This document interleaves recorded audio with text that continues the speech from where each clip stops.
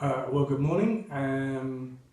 On day, I don't know what it is, I lose touch. Day 10, that's right, day 10 of World Less Advent, where we're trying to see how we can live less of the world. We're in the world, but not of the world. We're seeking not to conform to the pattern of this world, but instead be transformed by the renewing of our minds.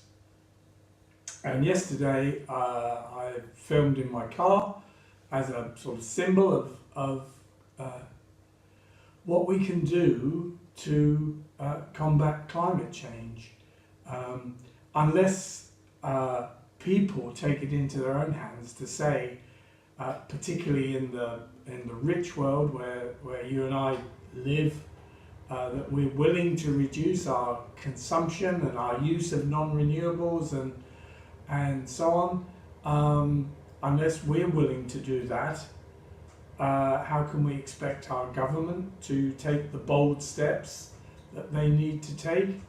We referred to the demonstrations in Paris that are in response to an increase in fuel duty in order to discourage people using their cars. So there is a personal responsibility that ultimately becomes a collective responsibility, and a sense of saying to the political parties, present a program even if it's going to hurt us.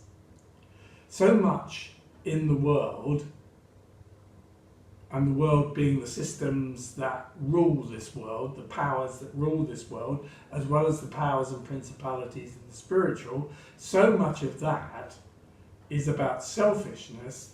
And in terms of climate change as well as economics, it seems still to be about growth. We need growth, we need more resources, we need to increase our standard of living, at whatever expense to the planet and to the more vulnerable in the world, who are the majority of the world's population. So we have to do what we can to show that we are willing to accept the sort of changes that are going to be needed. Now, we have milk delivered in glass bottles. That was one of the things that came out of plastic-free Lent earlier this year. We switched to having our milk delivered again. Costs a little bit more, but the bottles get recycled, or at least most of them do. Because I have to confess, one fell the other day and it broke, and it was my fault. But anyway, the glass bottle broke. What do I do with the broken glass? You can recycle glass in the city council system here, but not broken glass. Could have put it in the bin and it would have gone in our main collection and probably gone to landfill, but that's not a good use of broken glass, is it? So I couldn't do anything but walk down the road, and here we're blessed because we live near some recycling bins, but I walked down the road and put it in the glass recycling bin, that broken glass. And somebody else had been putting some bottles in and one had smashed in front of it. I couldn't stop myself picking up the pieces and adding it to what I was putting in. It's a habit now. It's a habit of seeing that we reduce our waste down more and more and more. And it's that habit that we need to pick up. And nobody saw me do it, or if they did, they wouldn't have understood why I was doing it.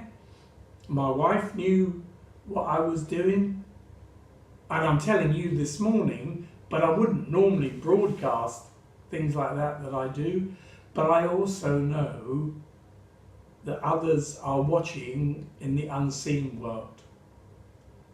What we do to show that we love this planet as well as love the people around us is we care for it, and we look after even the smallest resource so that it will not be wasted.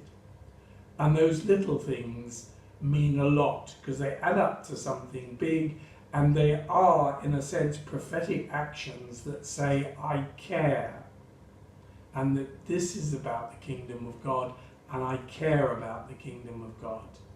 I care, I care, I care. There's so much more I could care about, but I'm trying.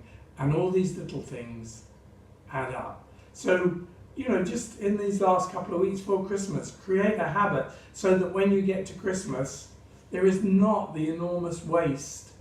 Even reducing our recycling, there is, if you know what I mean, there isn't the enormous waste.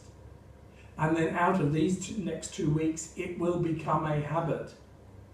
And you will care more, even if it costs you more. Tomorrow morning, we have a guest presenter. My daughter will be talking about what it's like from a mother of 2 young boys to continue what she began in Plasticless Lent. So look forward to seeing a different face tomorrow morning. Thank you for listening.